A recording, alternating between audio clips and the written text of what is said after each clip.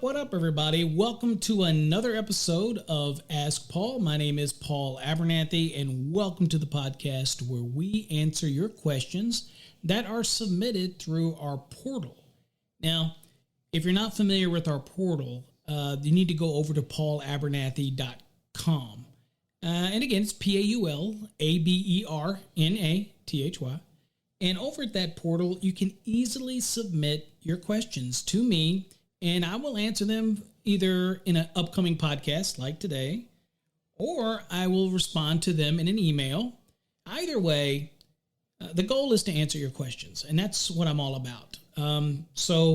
If you're not familiar with me and what I do, then you can Google me. Again, Paul Abernathy, Electrical Code Academy, and you'll see that I've dedicated my entire career to teaching people the National Electrical Code and helping them understand the National Electrical Code. I'm by no means a know-it-all. I learn something new every day, and so I just enjoy teaching people the code, and I've created an academy that does that. And if you're interested in learning more about residential, commercial, industrial, grounding and bonding, electrical theory, or if you really want to have a good understanding of the National Electrical Code, or even preparing for an electrical exam, whether you're an inspector, whether you're an installer, journeyman preparing for a master's, or apprentice preparing for a journeyman's. However, visit our website. It's electricalcodeacademy.net. But of course, you can do .com and .org. They all get you there. If it's hard for you to remember, then go to masterthenec, masterthenec.com, .net, .org, doesn't matter. And that'll get you where you need to be.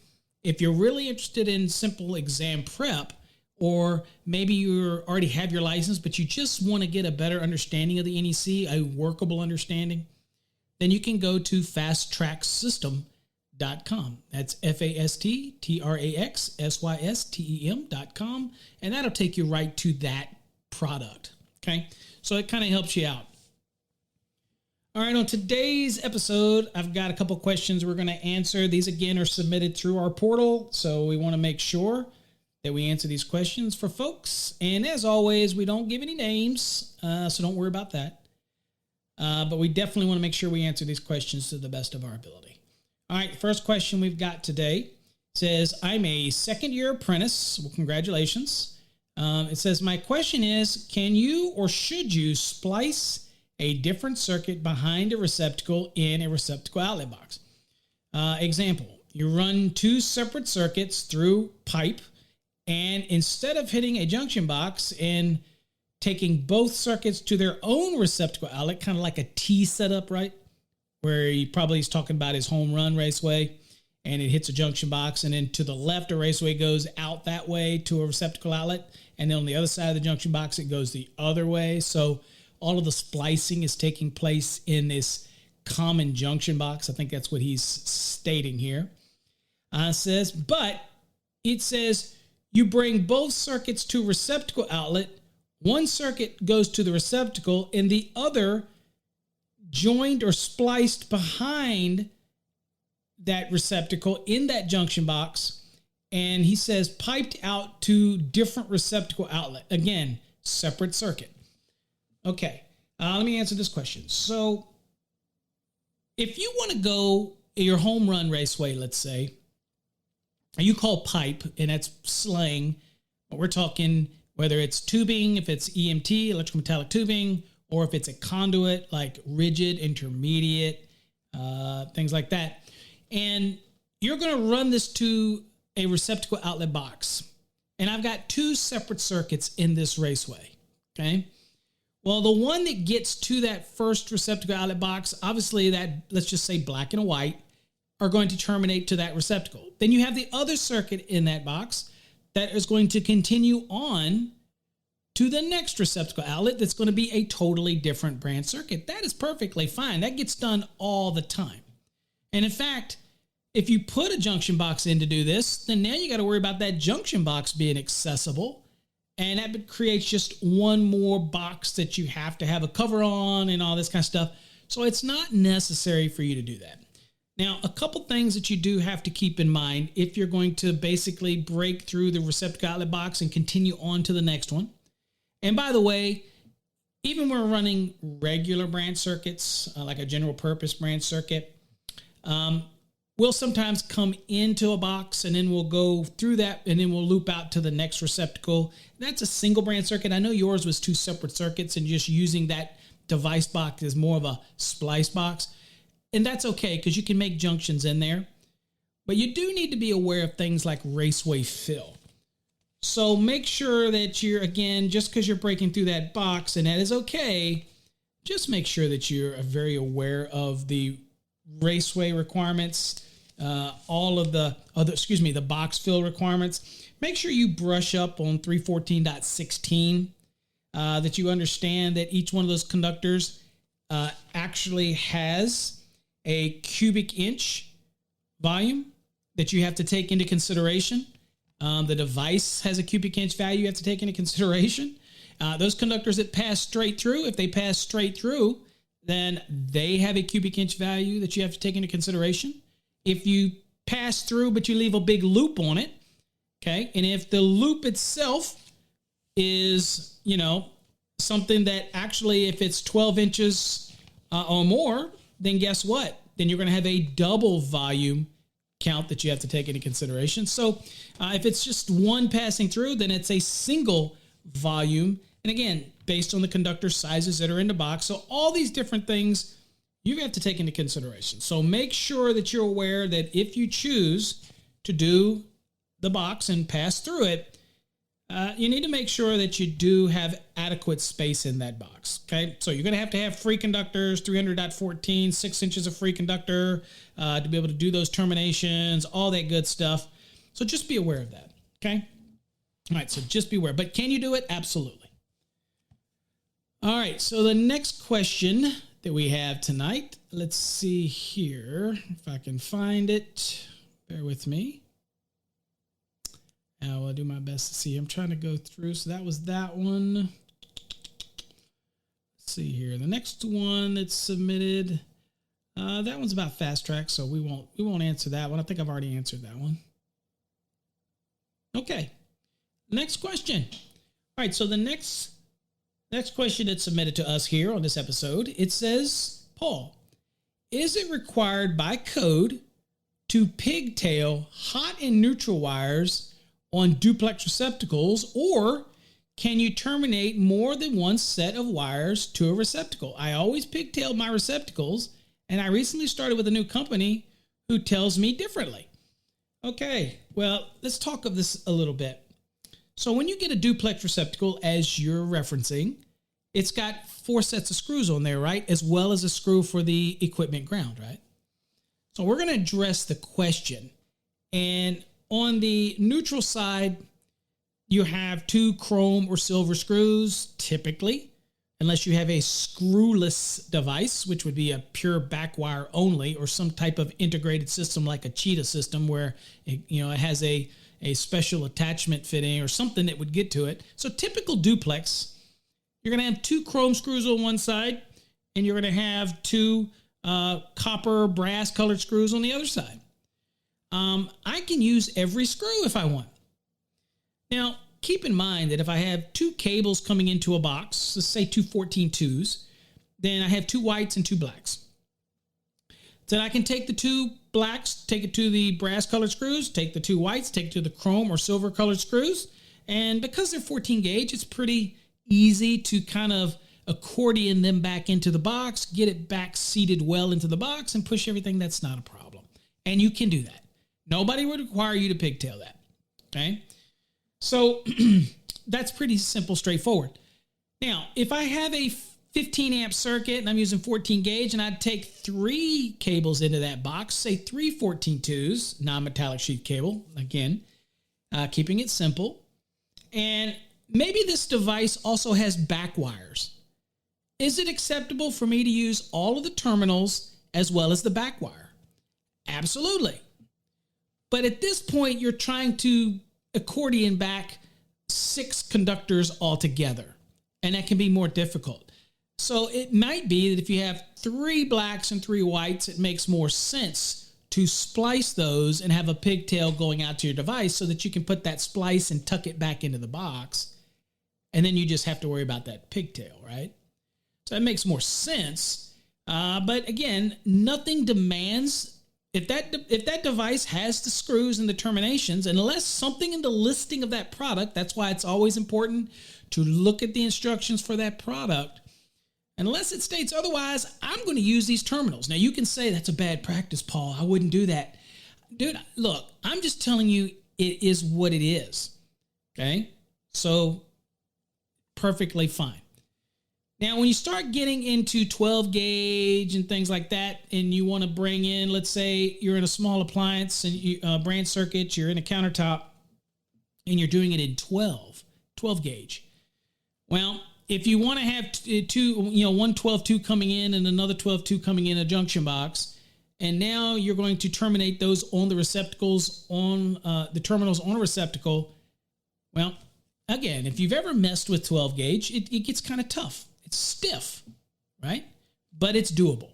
And as long as you accordion them back in the box, you're okay. Not a problem. Shouldn't have any issues with that, right?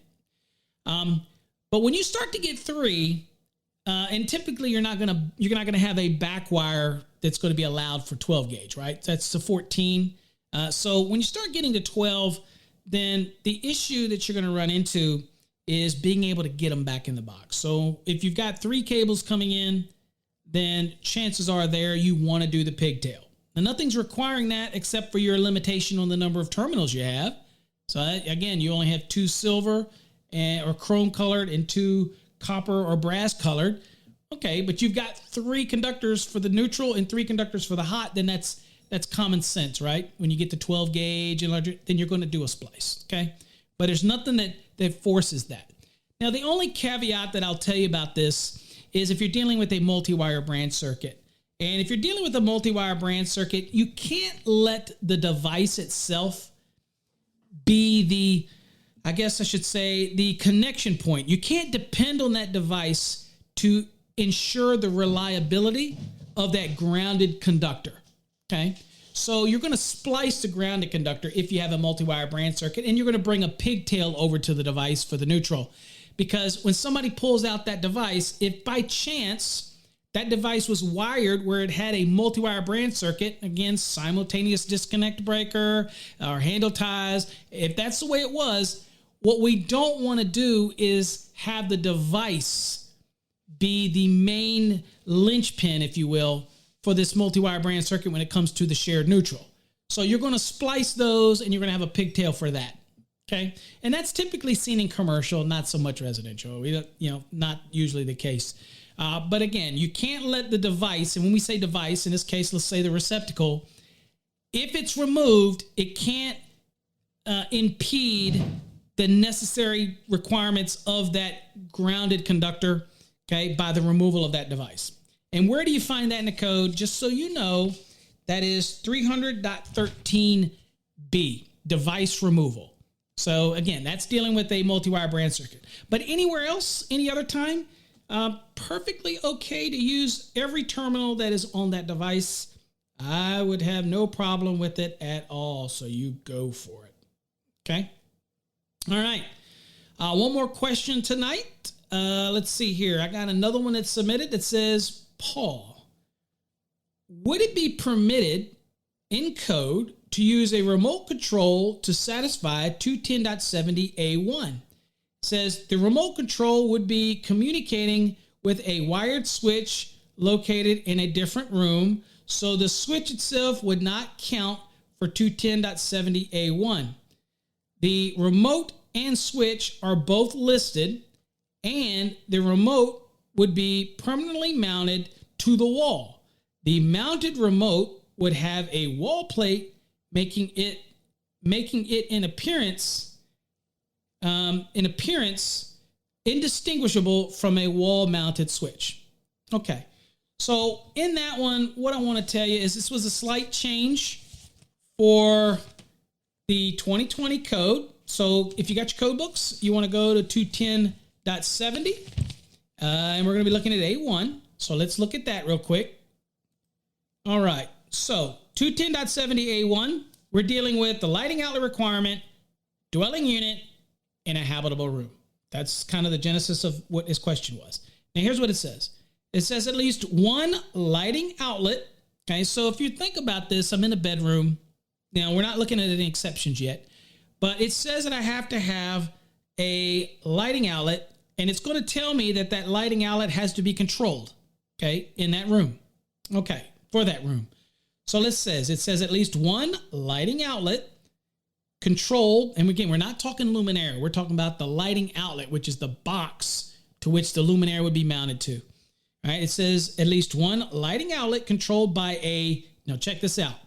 A listed wall-mounted control device shall be installed in every habitable room, kitchen, or bathroom. It says the wall-mounted control device shall be located near an entrance to the room on the wall. So now this listed wall-mounted control device doesn't have to be in the room. It could be outside of the room. It could be inside the room. But it does need to be near the entry to that room. Okay. And it needs to control the lighting outlet that is in that room. Okay. Now, it does not mandate it to be a switch. Now, we don't have a definition for a listed wall-mounted control device, but the fact that it requires it to be listed means that it's got to be a wall-mounted control device that is listed for the application. So I could actually wire a house now. In the 2020, I could wire every habitable room and never put a switch, a toggle switch, a snap switch. Okay, so basically the switching or the making or breaking is taking place up in the lighting outlet, right? To the luminaire. It's doing it in the luminaire where it's being controlled by this listed wall-mounted control device. But it's got to be listed. Okay, so your typical, like maybe one you have for like a ceiling fan light combo, that might not be listed. Okay, but we need one that's called a listed wall-mounted control device, and they do make them. And most of them, they are, if not all of them, have no wires running to it. Okay, it's all wireless. But that would meet the code. That would be okay. So in the 2020, we have progressed now, and I would love to see an actual definition with the listed wall-mounted control device, and I don't believe one was put forth in the 2023, but I would like to see that because I could see where people, just like this question, want to know, okay, well, what do you mean? Is it Wi-Fi? Is it Bluetooth? Is it? And the answer to that is maybe yes to all of those things, right? So if you install this luminaire, it comes with, it has a listed wall-mounted control device that is listed for its application, and you mount it on the wall, whether it's inside the room or outside of the room, then guess what? You're totally compliant. So my answer to you is it would be totally fine if indeed it's a listed wall-mounted control device, and that's what you definitely have in your hands, then you're good to go. That is not going to be a problem at all. All right? So there you go. Easy peasy. Answered that question for the gentleman. And again, it's all that you need to do is to go to paulabernathy.com and fill out the form and submit me your questions. And guess what? I will nail your questions for you.